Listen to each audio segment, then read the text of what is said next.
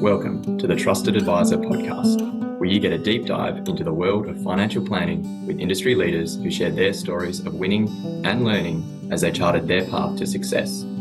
This podcast is for the curious, those of you that like to dig into the detail. If that sounds like you, get ready to listen and learn.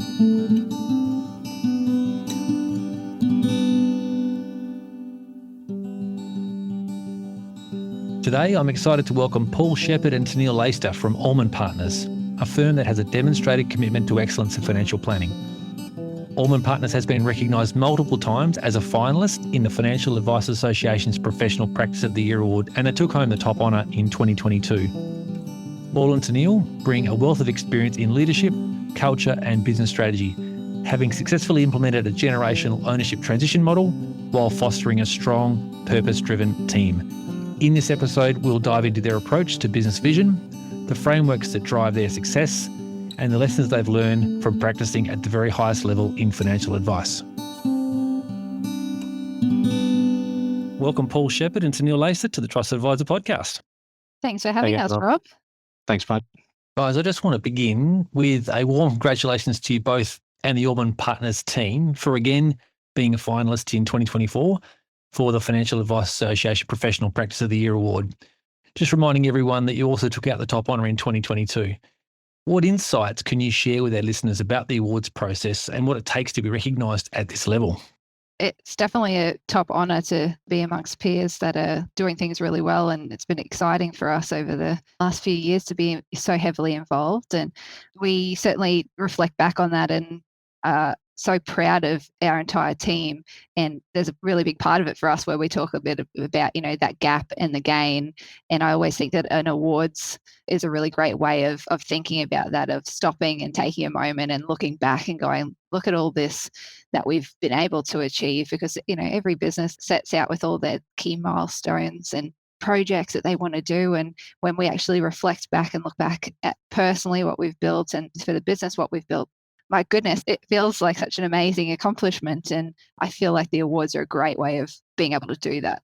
So speaking of that gap and gain, because the gap is always focusing on what we need to do to improve, and you're always looking at where the gap is. But the gain is what you're saying, Teneale, there is it's a moment to stop and reflect upon what we have achieved, and for the team just to feel like, hey, yeah, we've come a long way too. And often as advisors, we're doing with our clients, aren't we? They're always looking at what they want to achieve, but giving the clients the chance to also reflect on what they've achieved is actually a really powerful sense of progress we all as human beings want to achieve. Is that what you mean when you talk about the gap and gain? That's exactly right, Rob. Yeah.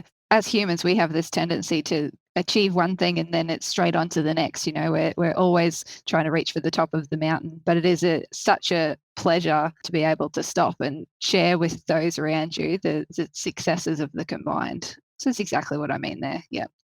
Just on that, you've been in the awards there too. Maybe you don't start out to win an award. You just stay focused, to have a laser-like focus on what you're delivering, the service you're delivering to your clients, and making sure you create an amazing work environment for your team. But exactly like Teneale said, the gain is just stopping and reflecting and having a little bit of a benchmark around where you're at. So it's a great process.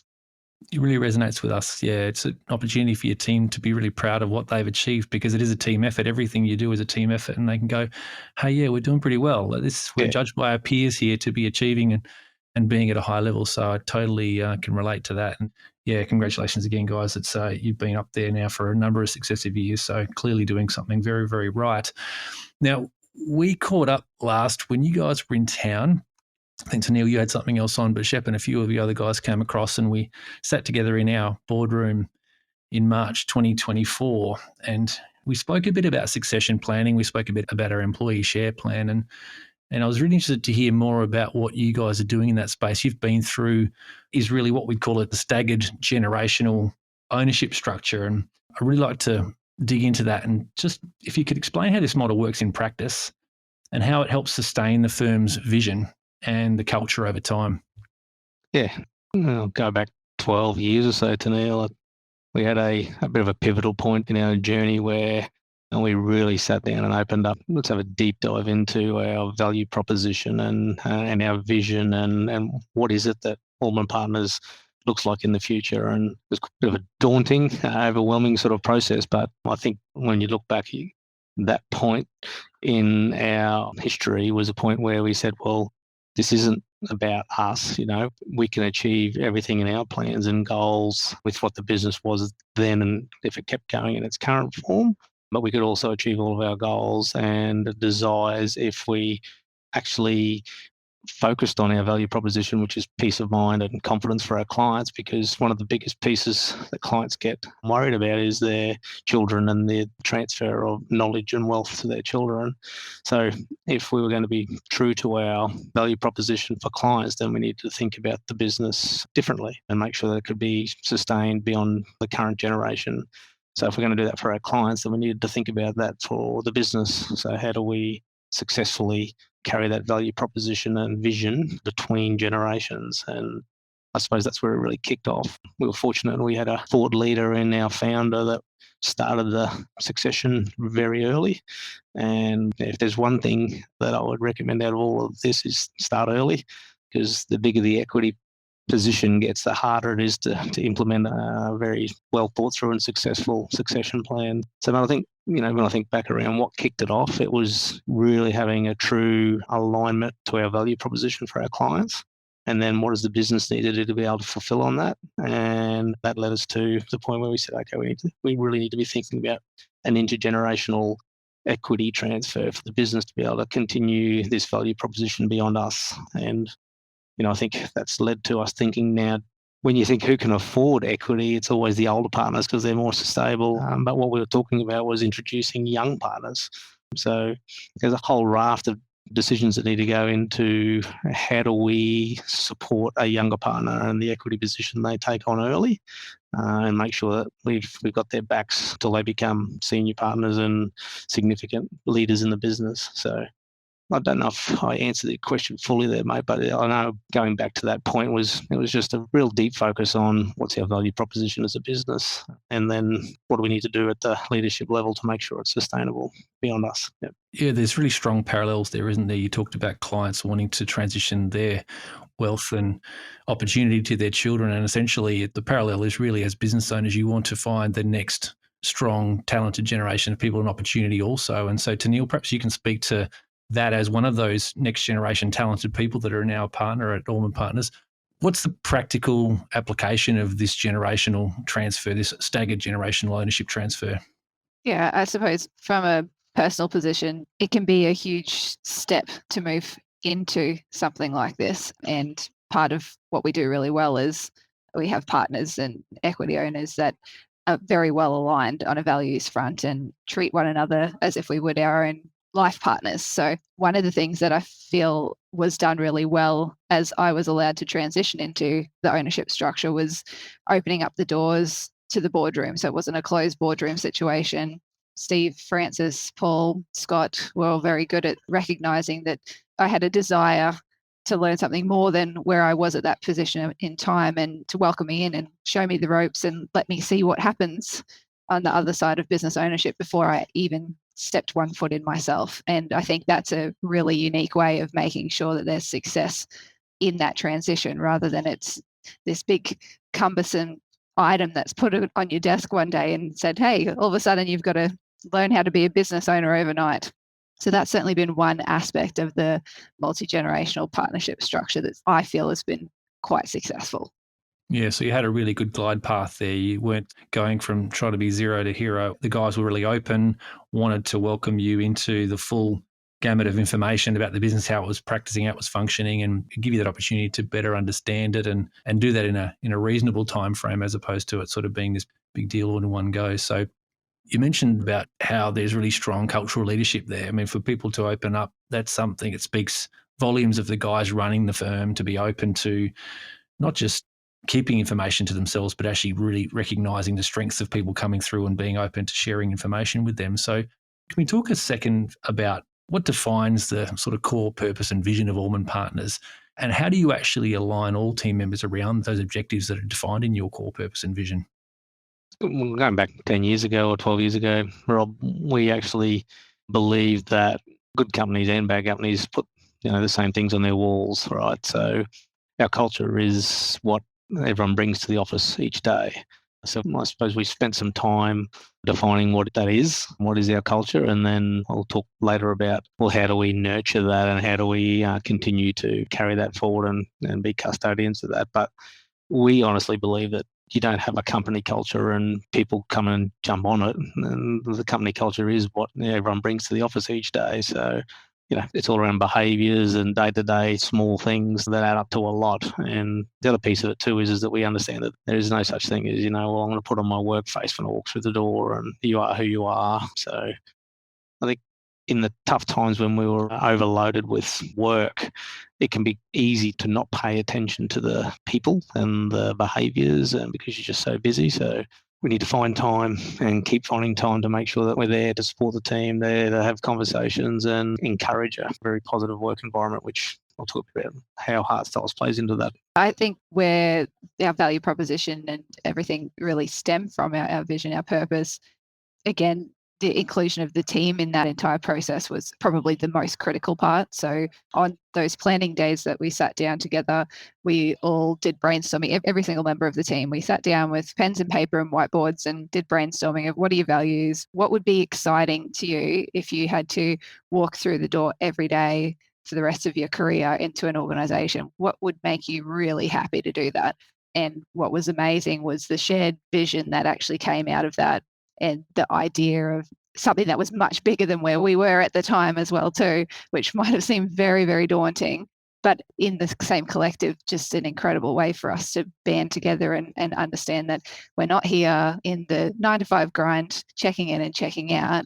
We're trying to create something that's amazing for ourselves and for our clients and for the community as a whole. So I think that's powerful in and of itself if you've got that collective buy-in from the outset, and then, we continue to have those days and those touch points that we can continue to foster that with the team as well. Yeah, that is amazing. I mean, just the example you've just given there, and obviously Paul spoke to it as well, is really engaging the whole team in what we want this to be like, for it to be amazing for all of us. What a powerful way to build a tremendous culture, which is clearly a great strength of your business. And we'll talk more about how you've done that with specific frameworks and the like. But I've heard culture referred to as the combination of values, beliefs and behaviours, and how they kind of tie in. And what do you do behaviourally that supports the core values you speak about as a business, and how do those things connect? It's what happens when you're not in the room. They say that's what culture is.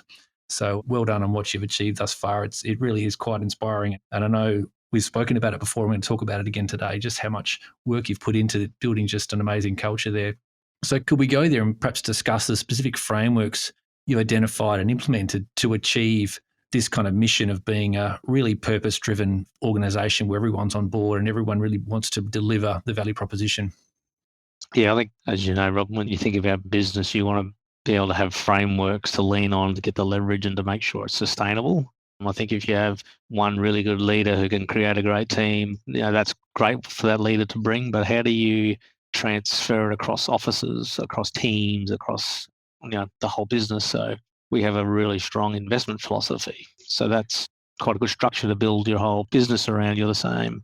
But then do you think about culture? Well, what's the structure that sits behind that? We were really good at it, bringing in some amazing facilitators and having some amazing days, but it didn't really tie to anything. How does it all keep evolving? You can have great sessions, great days, but what's the language? What's the structure that sits behind it? And fortunate enough that Steve Lowry, a long-term partner and now our chair, had relationship or good friendship with Steve and Mara Klemick, who are the founders of Heartstyles, and it was very well implemented across, I forget what the group's called, Teneale, but KFC, the owners of KFC. Yum Foods, is it Yum Foods? That's it, yeah. Across the globe. And we had a chat about, well, is that too big for us? And then when we looked at it, all the principles of it were exactly what we were hoping for. So then it came about, how do we trickle this in? How do we start to build this to be the language, the tools and the frameworks, that it's a consistency across the whole business? And I suppose that's where it all came from, that framework. But we think about frameworks and models as, okay, well, what's the outcome we're trying to achieve and what's the framework that sits behind it? So consistency of client engagement, a model and a structure. So it doesn't matter if, which advisor, they'll have their own personalities, but it's a structure and framework that when you come to Alman Partners, that's the process you'll go through. And then right down to organisational structure and frameworks. Well, how do we have advisor development pathways and CSO development pathways. Well, if we want that to be consistent and strong, then we need a structure. So, Diamond Teams comes out of that, and pooling of our CSOs comes through that. So yeah, we're big on models and frameworks around, once we understand the outcome, what's the structural framework that's going to make it leverageable, scalable, or to be sustainable. So.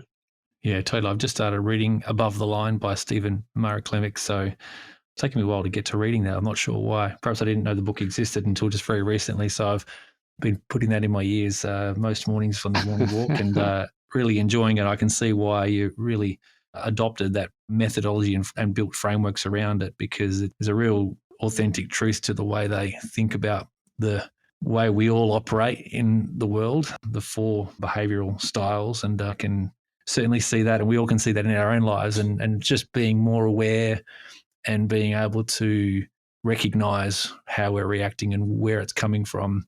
They call it, is it situation plus template equals behavior? So what is the template you've built and how did that template arrive? So when the situation template sort of reconnect, your behavior becomes, a pattern. So yeah, I'm really enjoying it. So I'll put the link to that book in the show notes for people who want to listen to a really terrific book about human behavior and how we can all be better. It's amazing. It's definitely a great way to start your day. It is, yeah. It sets the tone really well. If you're out in the morning just thinking about what the day looks like and that's going through your mind, it's a really great beginning to being very conscious and intentional about the way you live your life and interact with others. So I'm loving it. So I can see why you guys are very much embedded into your business. So at Alman's, you talk about frameworks. You've developed what you call the AP way. It covers 30 behaviors and commitments to clients and each other. How did you develop those behaviors? And perhaps it was one of those offsites and the team getting together and working that through together. But how did you develop those behaviors and integrate them with the Heartstyles methodology that you adopted to foster that professional and personal growth in the team? Well, I reflected on what we've done really well as a business over time. And I used to kind of think about it like the Titanic, but I think there's a more eloquent way of me saying this. So I don't think that Alman Partners has ever been the Thomas Edisons or Alexander Bells. We haven't been the inventors, but rather more like Steve Jobs, and we've been really good implementers. So I think what we've done is learned from others in the profession, people that run amazing businesses, and then taken away and integrated what we could into the Alman Partners way. And I suppose, Paul, maybe you want to talk a little bit to the Alman Partners way and what that means and how that came about. Yeah, so once again, Steve went to visit one of the firms around the globe, leading firms, and take away nuggets like we do. And similar when you do firm visits, Rob, sometimes it's just the observation of something in the office that's the biggest takeaway, Yep. Not the content that's presented or anything. And yeah, Steve came across this firm that wasn't necessarily in financial planning, I don't even believe, but it was just one of the leading firms of culture. And he noticed that they had this thing called Their Way, and it was a list of what it looked like, what it felt like to work there. So we sat down and said, this is a great concept, and we've got Heartstyles. So really it's just, what is Heartstyles and our drive for 5-star and our Kaizen continuous improvement, all these pieces of who Alman Partners are, how do we get that into what does it look like? What does it feel like on a day-to-day basis? And got a bit longer than we initially started out to. I think there's 36 items in there, but it's just a fantastic way of saying, well, when you read this, is this a place that you'd like to work at? And does this resonate with you as a fun, motivating place to work? So we try to keep that alive. So I think it's a good way of keeping Heartstyles alive. We're trying to tie most of our weeks to it. So on our weekly team meeting, we pick off 2 and we try to find, what are some examples in the last, week that someone's behaved or done something that aligned with those 2 APY items. And more recently, from Employment Hero, we're now doing shout outs and rewards for continuous behaviour and linking that to which APY item was it. So it's trying to just keep it alive, keep the focus on this is how we operate at Alman Partners, and it's been effective and we're proud of it. Yeah, clearly it's keeping it alive. It's important. You said earlier there, Paul, that often you'll hear a great speaker and they'll say some wonderful things. You get enthusiastic about what they're sharing and come back from a conference, and it's actually the execution of it on a consistent basis that makes it really work, doesn't it? That's the difference between great ideas and, much like financial advice, if you see an advisor and they give you great advice, but no one there executes on the advice, the ideas are worthless. I mean, it's really got to be execution that matters most in that scenario. You've got to have the right framework, the right ideas, but ultimately it's in the follow through. How do you embed it into your business? How do you make it a part of your way of living? And that's what really makes the difference. So you've got Employment Hero you mentioned there, Paul. Have you embedded those questions in your 360-degree snapshot? Do you do the 360-degree snapshot of individual behaviours and look for ways to kind of reinforce the message there in a structured way? Or is it that twice a week you're looking for opportunities to shout out, or is it a combination of both those things that keeps it alive inside the business? Our 360 survey and the feedback approach is all through Heartstyles. It's the Heartstyles tool. I know that there's functionality in Employment Hero to actually do 360s on that kind of approach too. We've kind of held back a little bit from that because we think we get amazing insights and personal perspectives from the 360 Heartstyles surveys. So yeah, we haven't used Employment Hero for the 360 functions, mate. And it's not that we haven't looked at it. If we could attend to everything that comes out of a Heartstyles survey and all the opportunity to work on, I think there's plenty there. So we're also conscious of survey fatigue too, in the team. We do a big full business culture survey once a year, which is around satisfaction and things you're doing. And then we do the Heartstyles. It's a full 360 every second year, but we do Heartstyles sessions, every 6 months pretty much. So you're kind of touching on it all the time. And at the meetings, we use the AP way as the way of making it visible and recognition across the business. And effectively, Paul, when you're talking about in Employment Hero, the shout outs and recognition sort of features that are used that way, that's the one-to-many sort of way of recognizing people for the amazing behaviors that they are doing, which are aligned to those APWay principles. And also there's, like Paul said, there's kind of the reward system that comes with that as well too, where you're earning points for your recognition from your peers and from your leaders. And the 360 framework then with our one-on-one squarely fits in with the Heartstyles, where as part of Heartstyles you get the ability to get direct feedback from those around you about the behaviours that they're witnessing, and it gives you the ability to then make a bit of a plan for the things that I'd like to do to be living a life above the line. And that's the 360 framework that we build into our one-on-ones. So there's always takeaway items that each of us has from those Heartstyle sessions that we'll do, and we'll build that back into our one-on-ones to say, well,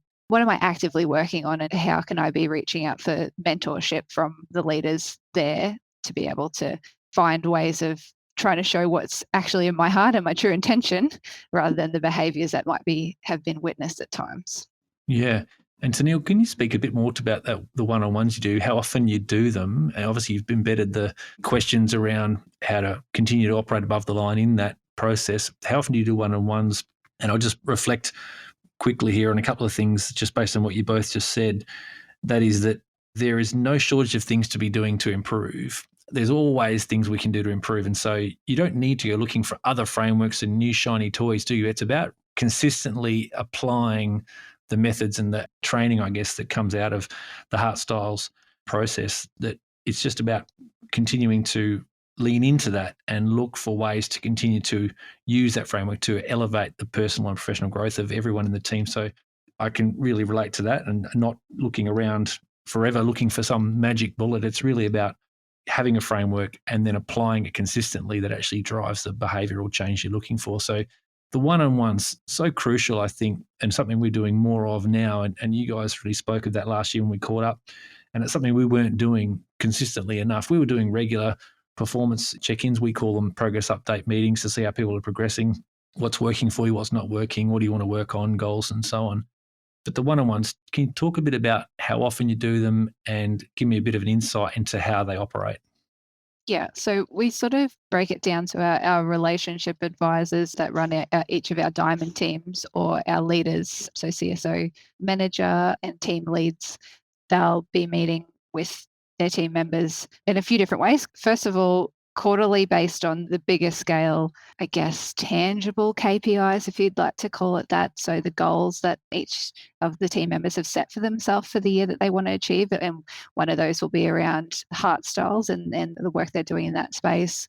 One will be around education, ongoing training, any of those sort of factors, they all play into the quarterly one-on-one space. So there's a bit of a larger quarterly one-on-one, but then as a minimum, we are meeting for one-on-ones monthly with everyone to have a really good check-in and make sure that if there's anything that they need to be speaking about, that they've got the open floor to do so. And that's really based around, where are you now? What resources may you need to be able to get to where you want to be? What mentorship do we need to be looking at? Those kinds of things.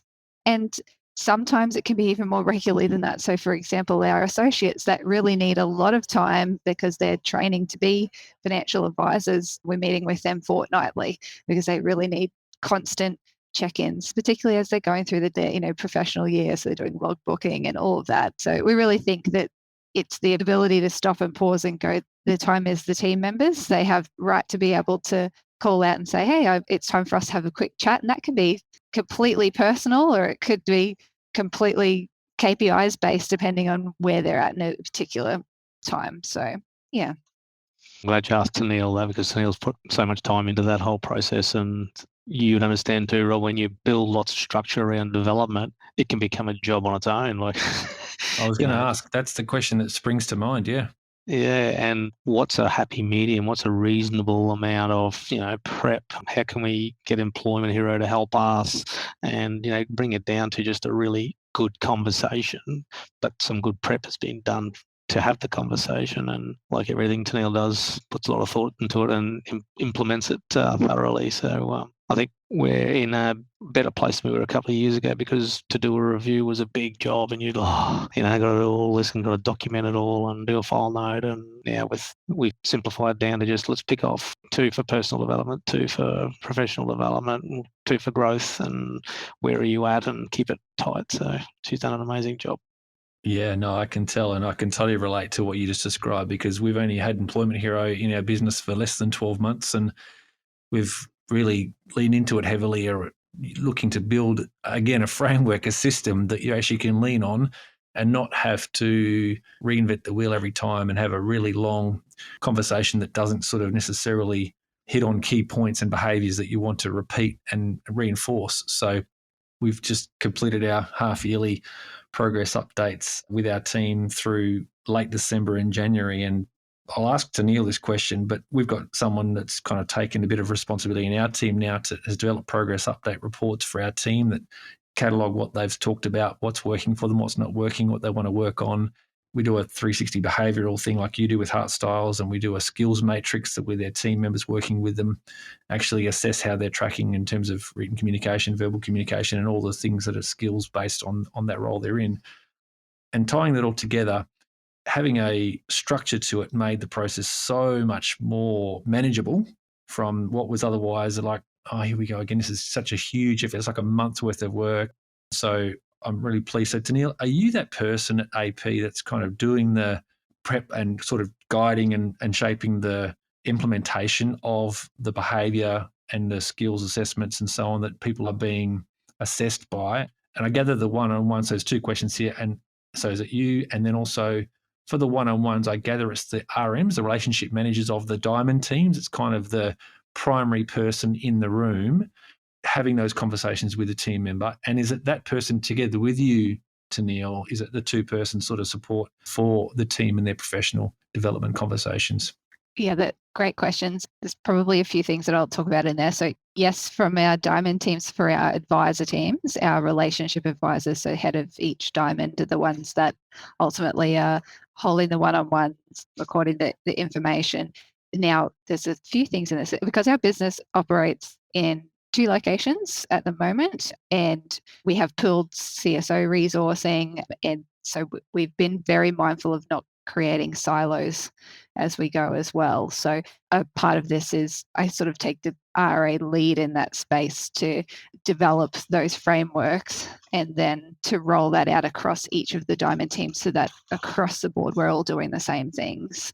So yes, from that regard, that's sort of what I've built in there. and how we utilize that. We then have that for our CSO management. So our CSO manager looks after the CSO pool team, operations management, and our paraplanning teams as well. So the leads will look after those one-on-ones and the development and how that works.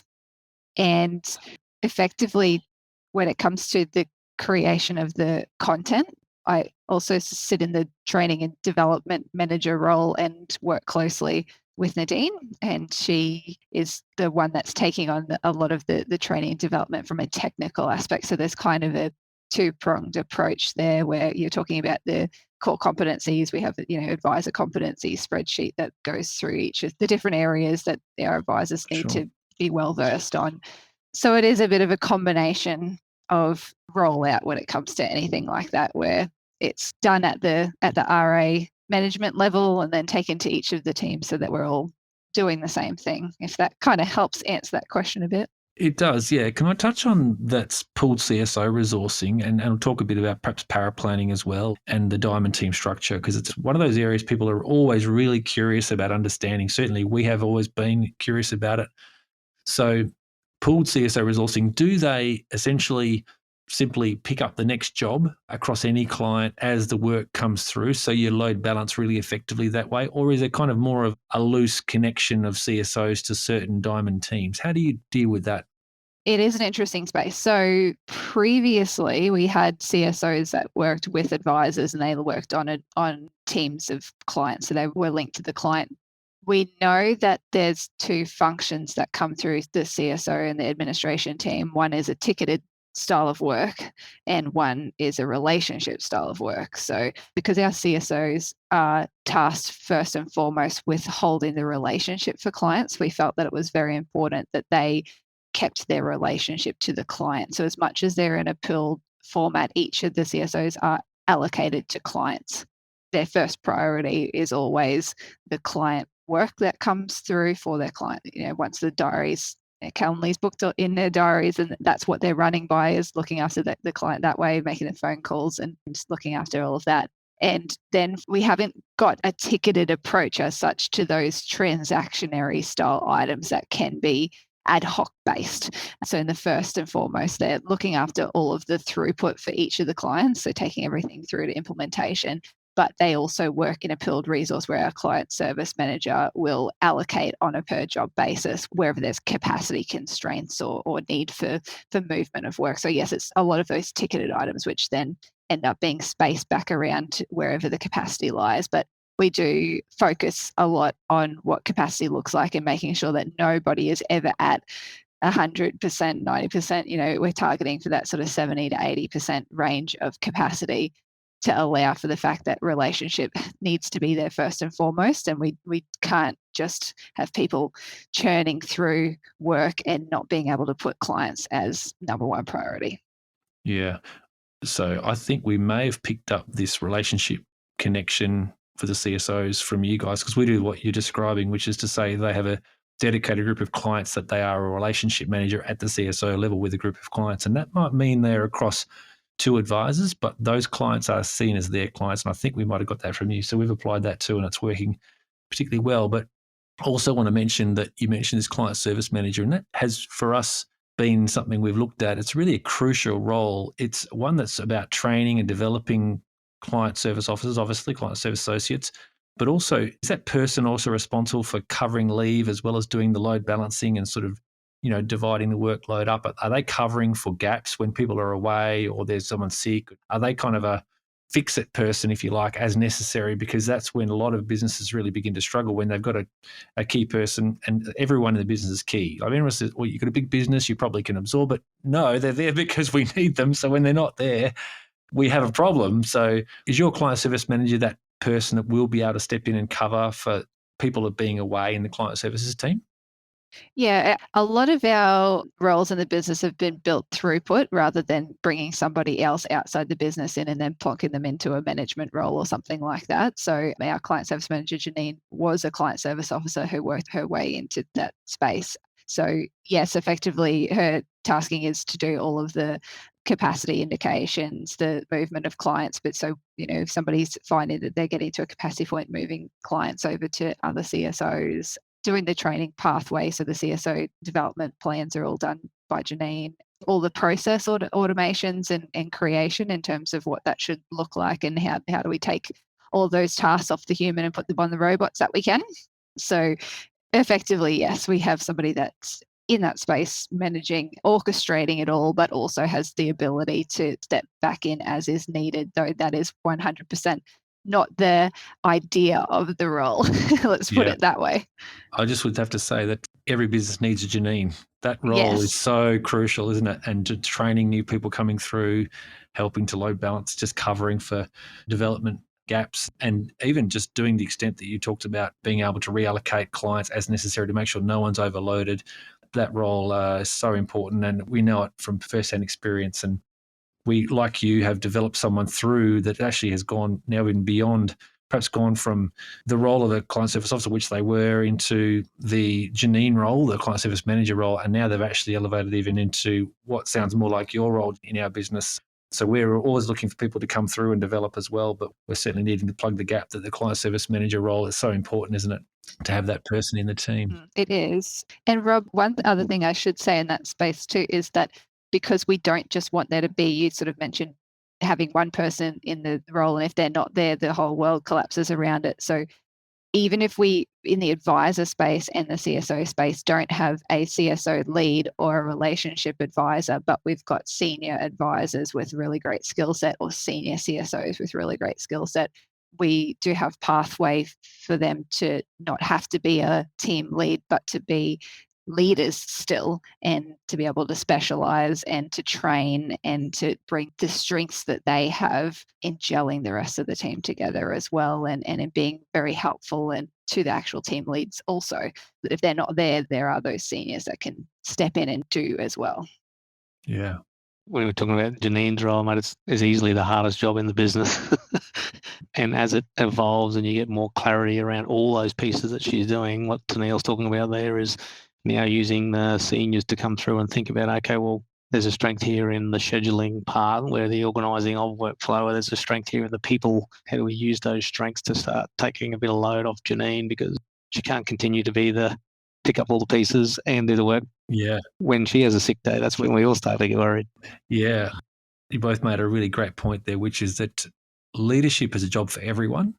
Leadership is not about someone who's kind of the leadership level in a traditional sense, but encouraging everyone to be a leader in whatever capacity they can be, and giving people the space to develop themselves professionally and personally and become a leader and take responsibility is a great strength of firms, I think, that do it well. And it actually means that people feel like they are themselves progressing and being responsible, and not just being tasked, but actually taking the opportunity. And one of our core values is about taking ownership, and we encourage people to take ownership, and that's really goes to that leadership principle strongly. So can I just push back a second and just think more about this maintaining culture, which you've spent a lot of time developing and obviously have now a wonderful culture, and the implementation of that Heartstyles process. Paul, you've shared with me that it's not always a smooth ride, because there are people who perhaps aren't ready to open up and be vulnerable and actually step into a more open-hearted approach to working with their colleagues. And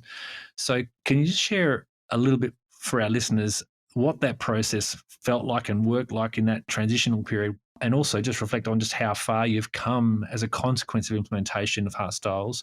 Because I think it's a really wonderful story. You know, it started bumpy, but I'll let you share that, and then just how much it's transformed your business.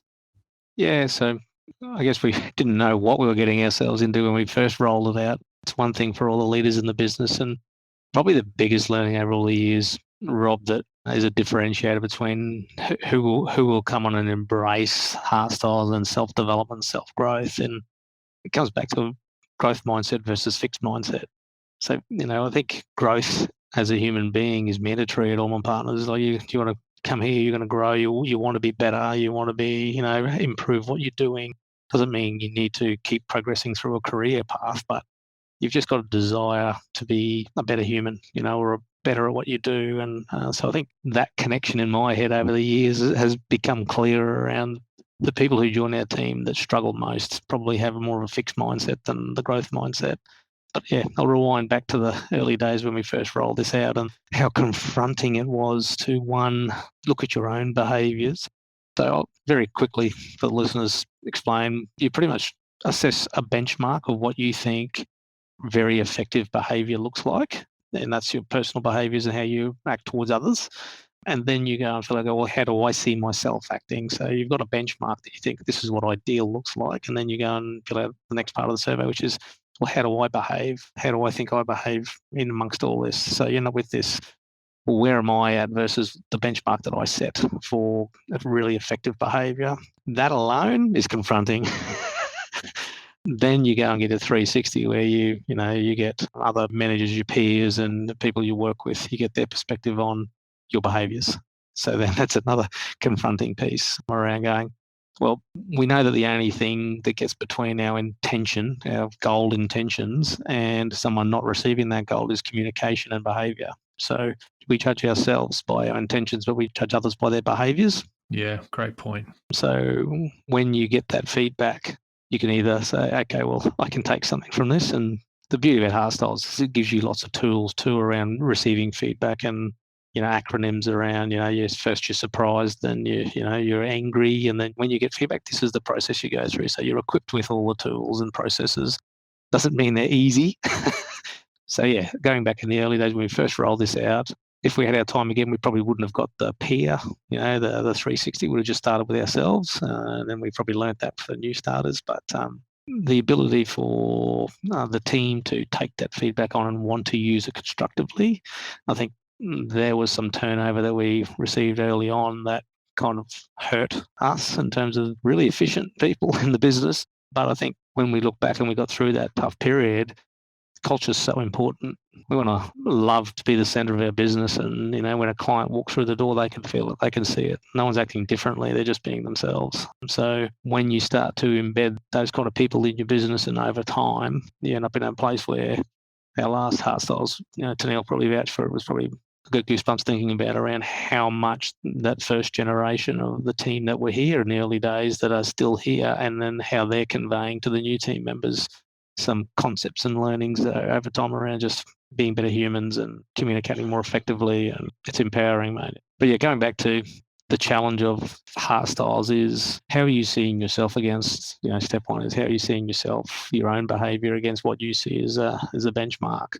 And, if you're committed to improving your communication and your behaviours and that to be just what you want to be, that's a great place to start. And then you go and add in, okay, well, how are people perceiving my intentions? And, that's just a skill that if everyone could have that coaching early in their life, it's just, there's no downside, I don't think so. And I think it's personally, Heartstyles, what I think is amazing about it is that we've done lots of different profiling tools.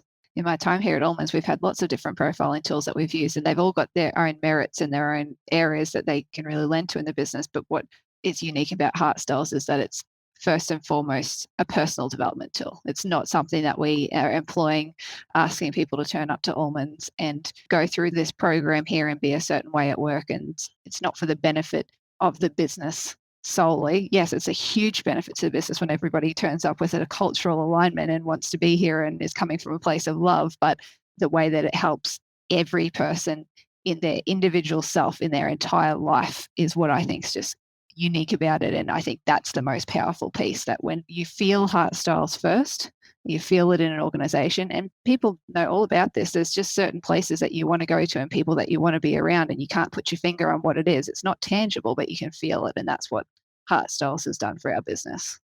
Brilliantly put, Teneale. And I just want to repeat what you said there as well, Paul, just on that point. You said we judge ourselves by our intentions and others by their actions or behaviours. I think there's such a profound wisdom in that, to think about people often will be behaving in a way where their intention is, the mixed message is coming out. And I think you've got something else you want to add there, Paul, and please do, because I just think what you both just said, and we'll wrap up with the final question in a second, what you both just said is really, people should take a second to rewind and listen to that again, because it's just so powerful a message.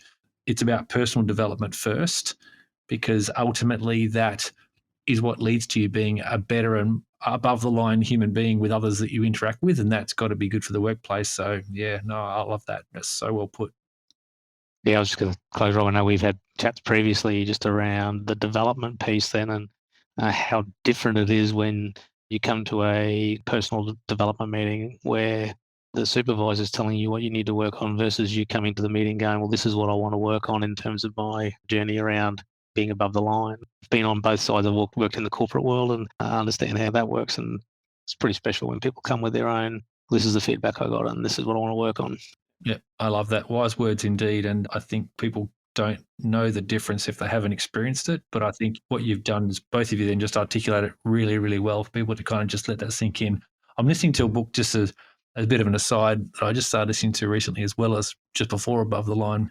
And it was called Scaling Culture by Ron Lovett. And it says similar things, that it's about you can scale culture. So you clearly have got embedded the frameworks, the systems and the methods to actually bring the best out of people and really grow your business and continue to be successful as you continue to grow your business. So as we wrap up here, I just want to ask one final question of both of you if you want to speak to this question, which is for financial planning businesses like yours or that want to be like yours or want to elevate their practice and create a lasting impact on their team as well as the clients you interact with, what one sort of piece of wisdom would you offer based on your own journey and success as a business?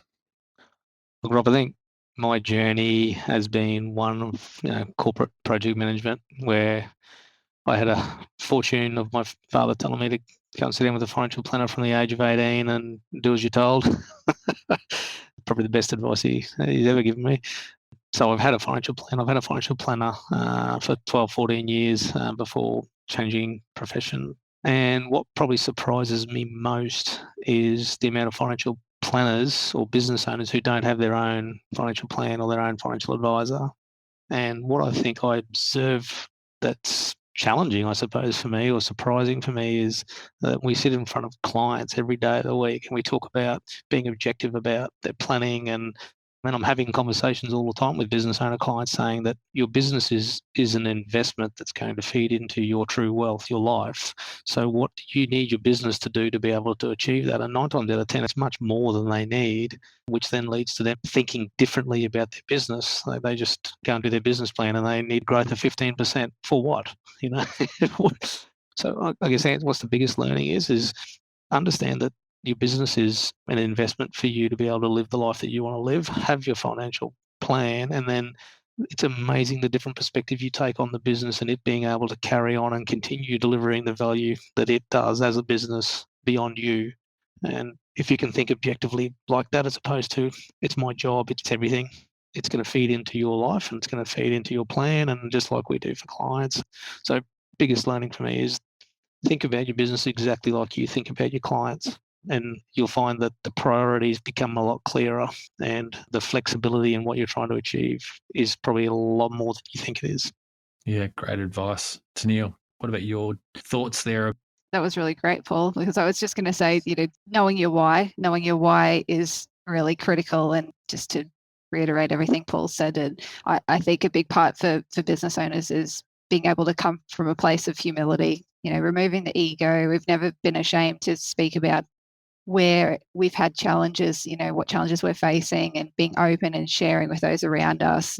The success of Alman Partners doesn't come at the detriment of anybody else in our profession. And, financial planning, we're in such a unique position now that there's too few financial planners and too many clients in need of advice. So building the entire profession, leaning on one another and helping and growing, committing to Kaizen, that continual improvement, I think that's just the best way of creating a brilliant business. Yeah, it's a little wonder that you are growing successfully and created a great culture, because that mindset, it's just infectious. People want to be part of that. They want to live that way. They want to work in a place that actually thinks like that. So again, congratulations, Paul and Teneale. Wonderful talking to you both today. I really enjoy talking to you, and I know our listeners will as well. So appreciate your time, guys, today. Brilliant conversation and really important messages for people to take away from that. So again, congratulations on being so successful in what is a wonderful profession that we operate in. Thanks, Rob. Thanks so much, Rob. Thanks for making it easy. Thanks to the listeners.